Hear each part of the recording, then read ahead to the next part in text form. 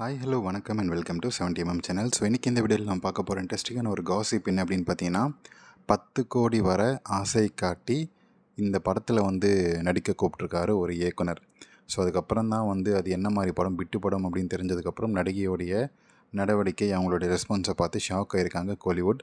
அது யார் அந்த நடிகை, என்ன விஷயம் அப்படின்னு நம்ம இந்த வீடியோவில் பார்க்க போகிறோம்.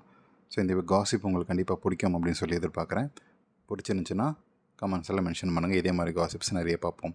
தமிழ் சினிமாவில் முன்னணி நடிகையாக இருக்கக்கூடிய நடிகை கிட்ட வடக்கிலிருந்து வந்த ஆசாமி இயக்குனர் ஒருத்தர் அப்படிப்பட்ட படத்தில் நடிக்க 10 கோடி வரைக்கும் பேரம் பேசியும் முடியாது அப்படின்னு சொல்லிட்டாராம் அந்த நடிகை. என்ன விஷயம் அப்படின்னு சொல்லி பார்த்தா, தற்போது நம்பர் 1 நடிகை அப்படின்னு சொன்னால் அது இவர் தான் அப்படின்னு சொல்லலாம்.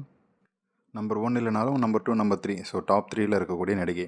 சம்பளத்தை ஏற்றுவதில் குறியாக இருக்கக்கூடிய இவர் 40 வயசை நெருங்கிட்டார். இன்னமும் அம்மனிக்கு மவுஸ் கொஞ்சம் குறைஞ்சாலும் முன்னழகை காட்டி அப்பப்போ வியாபாரம் பண்ண ட்ரை பண்ணிகிட்ருக்கிறாரு. படத்துக்கு ஏர்முகம் தான் இருக்குன்னு சொல்லலாம், படம் ஃப்ளாப் ஆனாலுமே.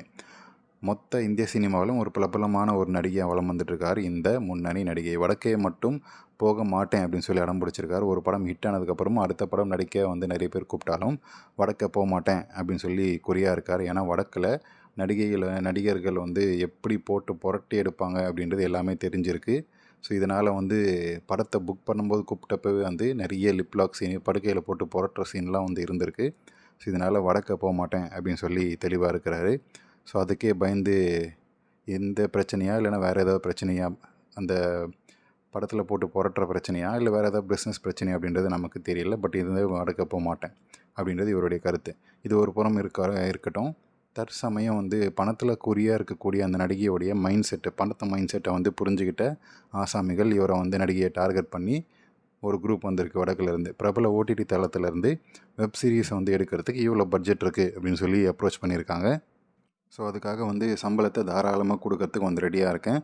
ஒரு ஃபேமஸான ஒரு ஃபேஸ் வேணும், ஃபேஸ் வேல்யூ இருக்கக்கூடிய நடிகை வேணும், அப்படின்றதுக்காக தான் உங்கள்கிட்ட வந்திருக்கேன் அப்படின்னு சொல்லி ஓவர் ஐஸ் வச்சு இந்த நடிகைகிட்ட பிட்டு போட்டிருக்காங்க. கிட்டத்தட்ட 10 கோடி வரைக்கும்.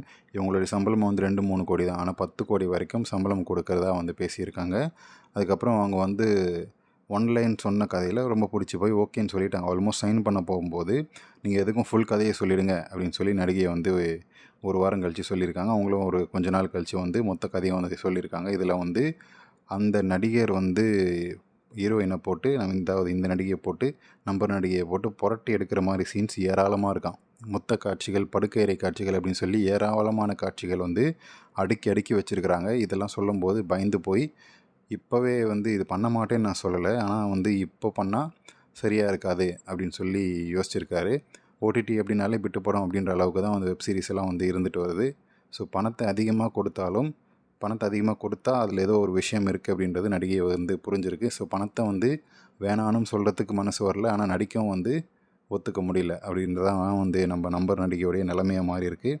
ஸோ இந்த நடிகை இப்போதைக்கு இது வேணாம், கொஞ்சம் மவுஸ் இருக்குது, ஸோ அதை யூஸ் பண்ணி நான் ஹீரோயின் சென்ட்ரிக் மூவிஸே பண்ணிக்கிறேன், ஸோ அதனால் இந்த மாதிரி பிட்டு படம்லாம் இப்போதைக்கு வேணாம் அப்படின்னு சொல்லி ஒதுக்கி வச்சுருக்காரு.